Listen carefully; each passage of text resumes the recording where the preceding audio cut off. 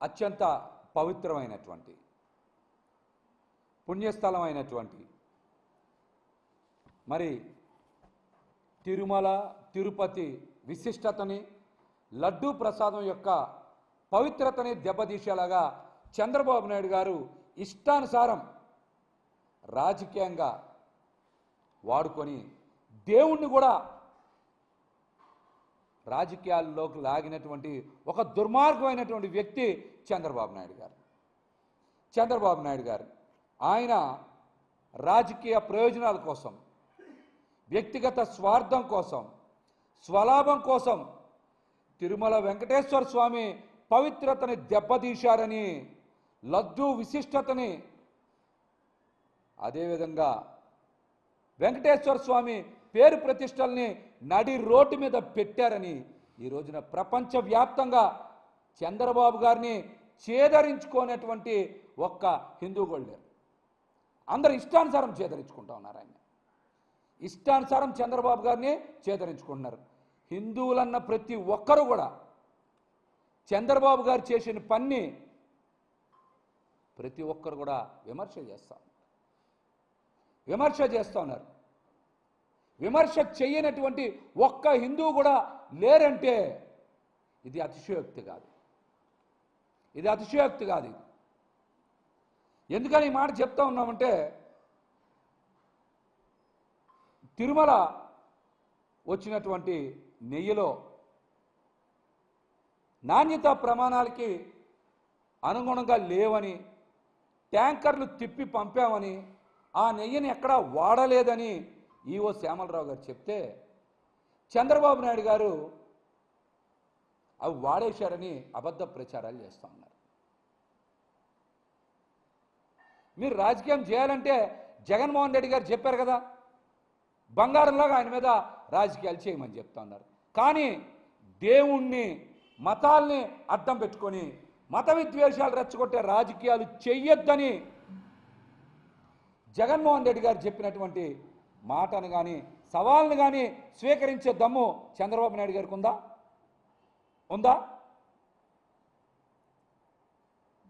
తిరుమలలో నాణ్యతా ప్రమాణాలకి అనుగుణంగా నెయ్యి సరఫరా చేయాల్సినటువంటి బాధ్యత ఎవరైతే టెండర్ దక్కించుకున్నారో వాళ్ళది. నాణ్యత టెండర్ కండిషన్స్ బట్టి నాణ్యతా ప్రమాణాలకి పాటించి వాళ్ళు నెయ్యి సరఫరా చేయాలి. చెయ్యకపోతే తిప్పి పంపిస్తారు. ఇది రెగ్యులర్గా నడిచే ప్రక్రియ. ఇది రెగ్యులర్గా నడిచే ప్రక్రియే. మనం చూసాం కదా. ఇందులో చాలా స్పష్టంగా ప్రజలు కూడా అర్థం చేసుకోవాల్సింది ఏంటంటే, తిరుమలలో నెయ్యి గనక సరిగ్గా సరఫరా చెయ్యకపోతే ఆ విషయాన్ని తిరుమల ఈవో గారు శ్యామలరావు గారు బయట పెట్టాలి. ఆయన ఎందుకు బయట పెట్టలేదో సమాధానం చెప్పాలి. టీటీడీలో నెయ్యి కనుక సరిగ్గా సరఫరా కాకపోతే ఆ విషయం బయట పెట్టాల్సింది ఎవరు? ఈవో గారు బయట పెట్టాలి. కానీ Telugu Desam party office, TDP office బయట పెట్టడానికి గల కారణం ఏంటో ముఖ్యమంత్రి చంద్రబాబు నాయుడు గారు సమాధానం చెప్తారా, లేకపోతే ఈవో శ్యామలరావు గారు చెప్తారా, లేకపోతే కూటమి నాయకులు సమాధానం చెప్తారా? ఈ విషయానికి చెప్పమనండి. అసలు జూలై 23న రిపోర్ట్ వస్తే సెప్టెంబర్ 18 వరకు చంద్రబాబు నాయుడు గారు రిపోర్టుని ఎందుకు బయట పెట్టాలా? లేకపోతే ఈవో శ్యామలరావు గారు ఎందుకు బయట పెట్టాలా? దీనికి సమాధానం చెప్పండి.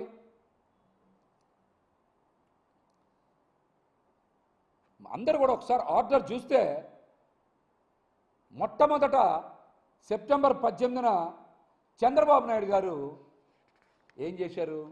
ఒక మీటింగ్లో మాట్లాడుతూ సెప్టెంబర్ 18న చంద్రబాబు నాయుడు గారు తిరుమల లడ్డూ ప్రసాదంలో వాడిన నెయ్యిలో కల్తీ జరిగింది, జంతువులకు కొవ్వు ఉందని మాట్లాడారు. మరి అదే రోజున ఆయన పచ్చి అబద్ధాలు మాట్లాడరని చెప్పడానికి నిదర్శనం వెంటనే ఈఓ గారు 4 ట్యాంకర్లని మేము రిజెక్ట్ చేశాం, షోకాజ్ నోటీస్ ఇచ్చాం, వాటిలో వనస్పతి ఆయిల్ కలిసిందని చాలా స్పష్టంగా చెప్పారు. ఈఓ గారేమో రిజెక్ట్ చేశామన్నారు, చంద్రబాబు నాయుడు గారేమో వాడేమని చెప్పారు. చంద్రబాబు నాయుడు గారు వెళ్ళేమన్నా అక్కడ తనిఖీ చేశారా? లడ్డూలు తయారు చేసే దగ్గర ఈయన నుంచొని చూశారా? దీనికి సమాధానం చెప్పాలి. సెప్టెంబర్ 19న ఎన్డీడీబీ రిపోర్ట్ని ఎవరు విడుదల చేయాలి? ఈఓ శ్యామలరావు గారు విడుదల చేయాలి. కానీ టీడీపీ ఆఫీసులో విడుదల చేశారంటేనే ఇందులో ఎంత పెద్ద కుట్ర ఉందో ఒకసారి రాష్ట్ర ప్రజలందరూ కూడా గమనించాలి. రాష్ట్ర ప్రజలందరూ కూడా గమనించాలి. 18న చంద్రబాబు నాయుడు గారు రిపోర్ట్ గురించి మాట్లాడారు. 19న టీడీపీ ఆఫీసులో ఎన్డీడీబీ రిపోర్టు విడుదల చేశారు. అది కాన్ఫిడెన్షియల్ రిపోర్ట్ కదా, దాన్ని టీడీపీ ఆఫీసులో విడుదల చేయడం ఏంటి? సెప్టెంబర్ 20న వరుసగా 18, 19, 20, 20వ తారీఖున ఈఓ గారు మళ్ళీ మాట్లాడుతూ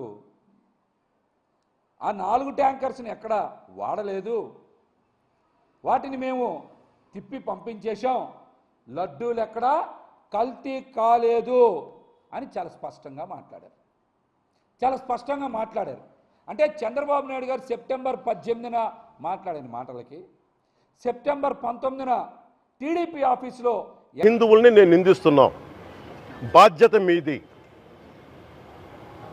మీరు యథాలాపంగా వచ్చి ఇది పొలిటికల్ పదవులు, విగ్రహాలు పోతే మేము ఇల్లు కట్టుకుంటాం, వాకిళ్ళు కట్టుకుంటాం, ఏం మాటలవి? ఇదే మీరు మస్జిద్లో జరిగితే మాట్లాడతారా? మస్జిద్లో ఇలాంటి అపవిత్రం ఒక చిన్నపాటి చోరీ జరిగితే ఇలాగే మాట్లాడతాం. ఎందుకంటే మీరు మాట్లాడరు, ఓట్లు కదా అక్కడ. కానీ హిందువులు మాట్లాడితే హిందువులు అందరికీ ఎవరు పట్టించుకోరు. ఇక్కడ మా వేదన ఉండదా? మౌనంగా ఉన్నామంటే బాధ లేదనా? కోపం రాదనా? ఈరోజుకి కూర్చొని చూడండి ఏం మాట్లాడుతున్నారో వాళ్ళు.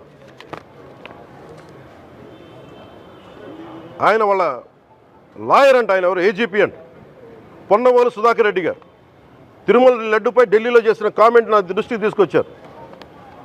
ఇలాంటి సెన్సిటివ్ సమయాల్లో ఎయిదర్ మౌనం మంచిది, మౌనం దాటి పొగరుగా మాట్లాడటం, నన్ను పచ్చి బూతులు తిట్టినా, నన్ను వక్రీకరించినా, నన్ను రోడ్డు మీదకి లాగిన నేను ఎప్పుడు మౌనంగానే ఉన్నా. కానీ వైసీపీని నాయకులు విమర్శించే నాయకులు ప్రత్యేకంగా చెప్తున్నాం, సనాతన ధర్మాన్ని జోలికి రాకండి. తప్పు జరిగితే తప్పు జరిగిందని ఒప్పుకోండి, లేదా మాకు సంబంధం లేదని చెప్పండి. అంతేగాని మళ్ళీ అడ్డగోలుగా మాట్లాడితే ఎవ్వరం క్షమించం. ఇక్కడ మీరు కూడా హిందువులే. పొన్నవోలు సుధాకర్ రెడ్డి గారు మీరు హిందువులే. నోటికొచ్చినట్టు మాట్లాడకండి. తమాషాలుగా ఉందా మీకు? సరదాలుగా ఉన్నాయా? మొన్న ప్రకాష్ రాజ్ గారు మాట్లాడారు నా మీద. అరే నేను మాట్లాడుతుంది ఒక హిందువులు అపవిత్రం గురించి మాట్లాడుతున్నాను. ఇందులో ప్రకాష్ రాజ్ గారికి సంబంధం ఏంటి? ఇందులో నేను ఇంకొక మతాన్ని నిందించానా? ఇస్లాంని నిందించానా? క్రిస్టియానిటీని నిందించానా? ఈ అపవిత్రం జరిగింది, ఇలా జరగకూడదు, ఫుడ్ అడల్ట్రేషన్ జరిగిందని మాట్లాడుతుంటే దీన్ని గోల చేయకూడదంట. అంటే తప్పు జరిగినప్పుడు మాట్లాడకూడదా? ఒక అపవిత్రం జరిగితే మాట్లాడకూడదా? దేవతా విగ్రహాలను శిరచ్ఛేదం చేస్తే మాట్లాడకూడదా? ఏం పిచ్చి పట్టింది ఒక్కొక్కళ్ళకి? ఎవరి కోసం మాట్లాడుతున్నారు మీరు? ప్రకాష్ రాజ్ కూడా చెప్తా ఉన్నాను, నాకు మీరంటే గౌరవం, I have extreme respect for you. కానీ when it comes to secularism, Prakash Raj garu, it is a 2-way, not 1-way. I have extreme respect for you, you know that. మీరు secularism is always 2-way, it is not 1-way. హిందువుల మీద దాడి జరిగినప్పుడల్లా వచ్చి మాట్లాడటం తప్ప, అన్య మతాల మీద జరిగితే నేను కూర్చొని ఇంతమంది కౌలు రైతులకు ఇచ్చాను, ఎంతమంది ముస్లిం ఇస్లాం రైతాంగానికి ఇచ్చాను నేను. ఇదే ఎన్ని మద్రాసాలకి డబ్బులు ఇచ్చాను నేను, 25 లక్షలు 30 లక్షలు ఇచ్చాను, ఇచ్చినవాడిని నేను. నాకు అన్య మతం ఇస్లాం మీద గౌరవం ఉన్నవాడిని, క్రిస్టియానిటీ మీద గౌరవం ఉన్నవాడిని. చిన్నప్పటి నుంచి కూర్చొని మిషనరీ స్కూల్లో చదువుకున్నవాడిని. నా టీచర్ చెప్పిన సూక్తి తను తగ్గించుకున్నవాడు హెచ్చింపబడని చెప్పి బైబుల్ సూక్తిని ప్రతిసారి కోట్ చేస్తూనే ఉంటాను. ఇది నా గౌరవం, ఇది నేను చూపించే గౌరవం. మీరు మాట్లాడితే కూర్చొని నేను పాటించే ధర్మానికి అపవిత్రం జరిగినప్పుడు నేను మాట్లాడకూడదు, మౌనంగా ఉండాలి. సెక్యులరిజంకి విఘాతం అంటే ఏంటి? సెక్యులరిజంకి విఘాతం నా ఇంటి మీద దాడి జరిగినప్పుడు నేను మాట్లాడకూడదా? నా ఇల్లు 10 మందికి ఆశ్రయం ఇస్తుంది. నా సనాతన ధర్మం అన్ని ధర్మాలకి ఆశ్రయం అయితే దానికి దాడి జరిగినప్పుడు, దాని మీద అపవిత్రం జరిగినప్పుడు దానికి కూడా మాట్లాడకూడదంటే ఏం మాట్లాడాలి మీతోటి? ప్రకాష్ రాజ్ గారు, you have to learn your lessons. I respect you. It's not just Prakash Raj Garu, all the people who thinks in the name of secularism, you're going haywire. Let me tell you guys, we are extremely hurt. Don't make a mockery out of our sentiments.